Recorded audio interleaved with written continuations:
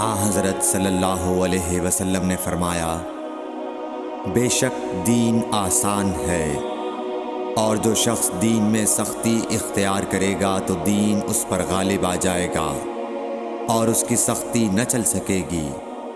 بس اس لیے اپنے عمل میں پختگی اختیار کرو اور جہاں تک ممکن ہو میانہ روی برتو، اور خوش ہو جاؤ کہ اس طرز عمل سے تم کو دارین کے فوائد حاصل ہوں گے، اور صبح اور دوپہر اور شام اور کسی قدر رات میں عبادت سے مدد حاصل کرو۔